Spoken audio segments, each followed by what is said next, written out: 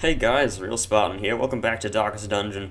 Today I said we were going to go to the cove and kill the siren, and yeah, we're going to do exactly that. Got Dismas's head and Fortune Armlet on the leper because accuracy, because he needs it, and a lot of damage, so he's going to be dealing out just a lot of damage in general. Man at Arms is I'm going for a more defensive approach with the heavy boots for more protection, and the Bloodthirst Ring because I want to spend less money on food, and it also gives him extra HP, so there's a thing. Grave Robber, I don't have two good damage trinkets for a Grave Robber, so I'm giving her the Seer Stone for extra scouting chance. Eldritch Slayer's Ring should really help with the enemies in the cove, generally as well. And the Occultist is just healing, so yes, let us start. Let us start. My lofty position wasn't always accompanied by the fear of office. And there was a time when I could walk the streets or raise a glass in the tavern without concern for molestation. Faithful as the tide, one precocious village waif made it her hobby to shadow my every errand. It was charming then, troublesome later. Yes, I would also be disturbed when I was stalked by one particular person. Hasn't really happened, but I yeah. always wondered what became of the unfortunate little waif. Okay, so the siren is over here. Another mariner, another misfortune. So we're getting plus 40% damage on the leper, which is pretty damn good, so yeah, we're gonna be dealing tons of damage, hopefully. I mean, we don't really need much damage buff since the event buff from last time. Really? Surprise right off the bat? Okay. Can we kill this thing? Potentially. God damn it, 1 point short. And now that is 10 points short. Goddamn New Game Plus extra HP to pelagic fishmen. I feel that New Game Plus kind of makes certain units that deal like very minimum damage useless. Okay, so let us move you forwards 1. Okay, you're being guarded by that guy, so there's not really any good place to attack with the leper, so I'll just heal, buff up those resistances a bit. I really wish Solemnity scaled with your level, with the resistances. Oh well, he may be taking like a 30% extra stress damage, but he has abilities to remove stress. Okay, so that guy is stunned. Heal up the leper a bit. And then we can rampart with the man-at-arms. Of course, going to try and take care of this guy. Barnacle Barrier. That is probably the best thing he could have done his turn, because I'm going to rampart and hopefully stun him. Okay, got the stun. Didn't get the move because of the extra move resist of these enemies. Of course, dodge due to Shadow Fade's extra ridiculous dodge buff. Take you down. It's a 30 with the Grave Robber. Do we want a corpse clear? I guess we always can. Actually got the pull, which is interesting. Let's withstand. We don't desperately need damage on these guys. They still have their protection buffs. We can wait for them to wear off. Let's bellow to reduce their... Wait, they don't have any dodge, do they? I don't think they do. We'll reduce their speed at least. You'd think speed would be tied to accuracy, but it's not. 9, that's pretty good. 18, that's not bad. No, I need to come up with new words to express how good things are. Okay, so you've got extra protection, extra stun resist as well, so might as well just crush you. Not going to get a rampart off. Oh, you only had 65% resistances. I probably could have got a rampart off. Okay, did hopefully kill this guy in 1 turn.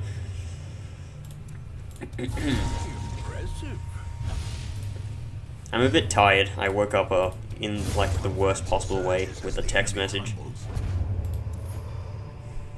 A trifling victory, but but a victory nonetheless. That's another one of those disease charms I said to look out for.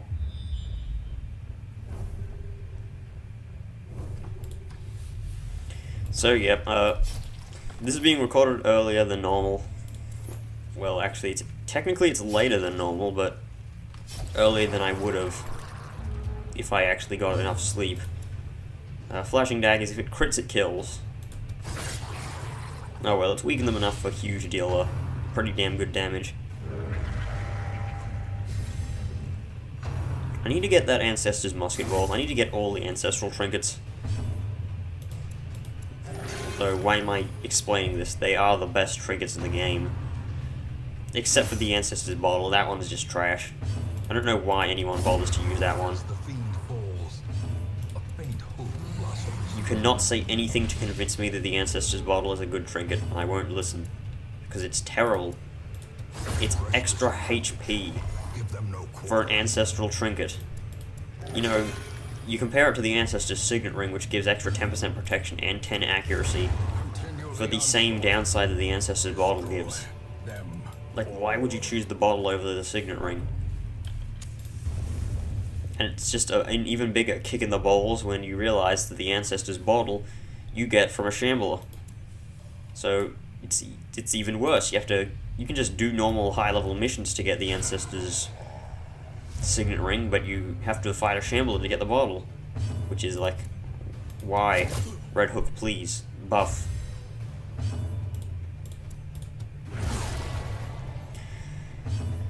Also, I've decided to stop saying anything about my new PC until I actually get it, because it's just getting tedious at this point. Things keep coming up and preventing me from picking my parts up. Strawberries is busy too.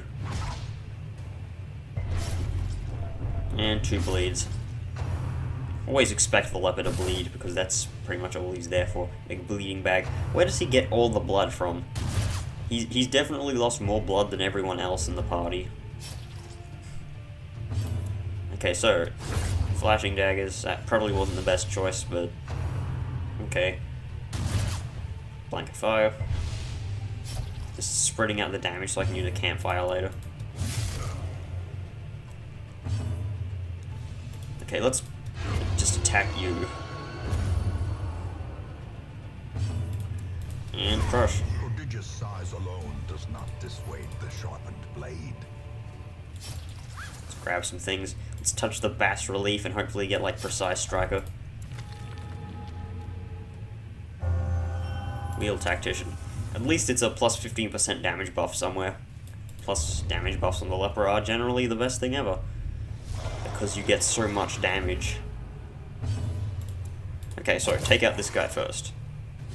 And of course you have to hit minimum. This is why I generally don't use the Grave Robber in New Game Plus, because her damage is shit.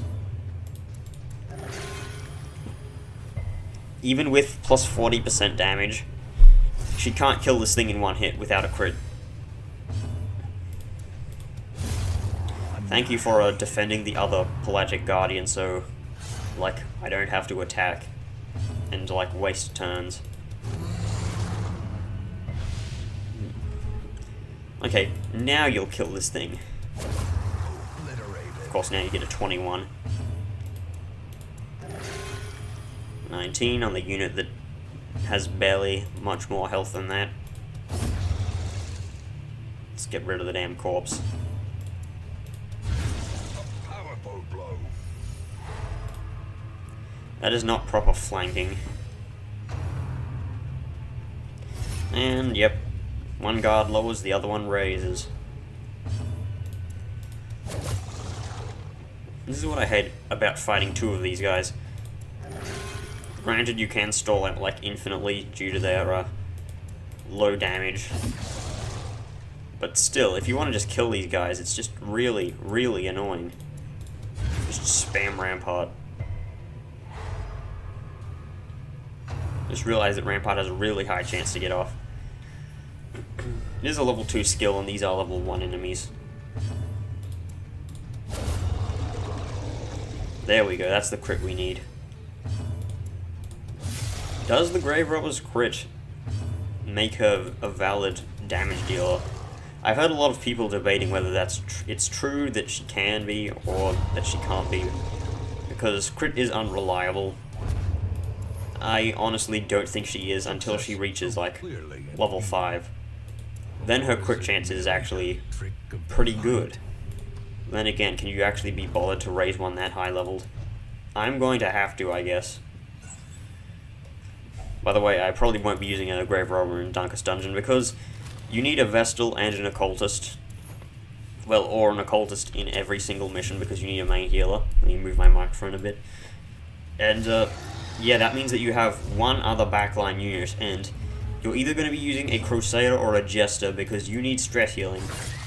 Or you're going to be using a Houndmaster, which, in order to stress heal, needs to be in the 3rd slot, so you would only use it if you are also using a Crusader. So take that into account. And that is why I probably will not use the Grave Robber in the Darkest Dungeon, because I already know what party I'm going to be using for Darkest Dungeon 2. It's not going to use the Grave Robber. And Darkest Dungeon 1 I'm probably going to be using like both Man-at-Arms and Highwayman. Because, yeah, okay, spoilers if you've never like seen DD1, like skip until after this fight or something, but you most likely do know, that's how you got to my channel. Shuffling Horror hits every single one of your units once per turn, minimum, due to, whatever it's called, the attack that it has. So riposts do an excessive amount of damage to it. So yeah, I'll be using that tactic when I get to it. I don't know whether I'll be using Jester or Crusader, because I mean I can use either of them, due to the fact that the Man-at-Arms and the Highwaymen can be in any of the front 3 slots, to be honest. Because Retribution can be used from 3rd, 1st, and 2nd. I moused over them in the complete wrong order, but it doesn't matter, you get what I mean. That's how weird the Grave Robber is. Gets double crits. Crits Krieg. Can we knock you back? Thank you. That was good RNG. Do I need to heal? Probably not. Yeah, smack him in the face with the pickaxe. Touch the tentacles, as Amaz HS says. I was on Twitch randomly and I saw, like, I was looking up DD streams and he apparently had like 3,000 viewers or some ridiculous number for Darkest Dungeon, and like he's a Hearthstone streamer, and the chat absolutely tore him apart because of how bad he was doing. He had, like, he was doing level 1 missions and stuff, except he had ancestral trinkets and other junk like that somehow. So he was obviously like playing from a file that he had played like in the older versions or something. So first off, let's cure these negative quirks. Resolution, Zoophobia, still the worst one. Let's get rid of that, hopefully. Yeah, got it in one. Yeah, and he lost an Arbalist to spiders because he brought out I believe it was a Leper, a Crusader, a Vestal, and the Arbalist, which are all slow units, so you're going to have a lot of trouble with spiders if you run only slow units. Died to 2 crits from the web attack and the spit combo.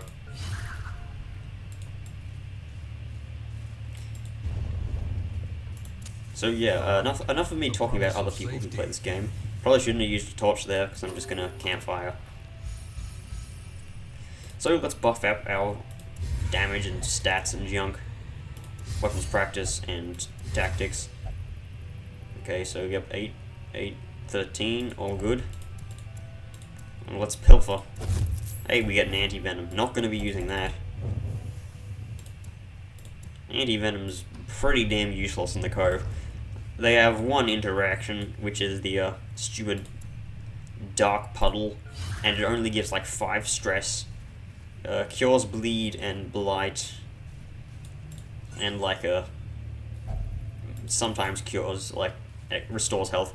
Only useful if you like fight a giant crab, get stacked up with a lot of bleed, and then find one immediately after. She is their queen and their slave. Okay, let's kill this damn thing.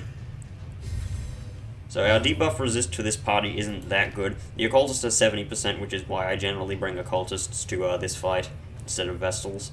Not like I really had a choice though. The man-at-arms has 40% debuff resist, so he is the worst off in this party concerning mind control. I definitely do not want the leper to be brought over to the enemy side, because the leper has all the damage.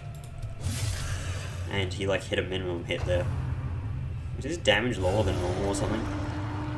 Oh no, I'm just used to a higher level leper stats. Okay, let's debuff that speed. Okay, sky tentacles. I'm not even gonna bother attacking the bulwark, I'm just gonna have the man-at-arms stun it. Got the knockback too, which is good because the leper can now get a tasty 41 crit in. Blood in the mud. Rain in the forest. Okay, takes the man-at-arms. No, doesn't take the man-at-arms. That's good RNG. Do not take the leper. Okay, good. This is like one easy siren fight. Seafaring trade. You're really gonna die that easily. And resume again now that the routes are safe. Uneducated savage. Let's try for a rampart. And we get the stun from rampart. Really? Is this fight that easy? I didn't take a single hit from the fight. And I escape without a scratch. Aye, look, another disease charm. As victories mount, so too will resistance. Now, do I want to continue adventuring? That is a long walk backwards, and I honestly can't be bothered walking all those rooms. So let's go. Well, that was piss easy. And we've got level 3s now. Well, we've got another level 3. Evasive is a good quirk to have on an occultist, because it relies on evasion. Fear of Eldritch is absolutely terrible, because Eldritch is the most prominent type in this game. Well, human is a bit more numerous, but Eldritch is generally more dangerous. So many level 1 missions, I guess we're going to be doing this long veteran mission in the ruins. Because the only other thing we can do is like knock down these shrines, which it's really like not worth it because it just gives a Warren's buff. Or should we do it? Because after this, we can bring out these 4 and go fight the Swine King. I'll think about it. So yeah, either going to be doing this or this because we have like only level 3s and level 4s now. And like one group of level 1s and 2s. So I'll see you guys in the next video. Bye.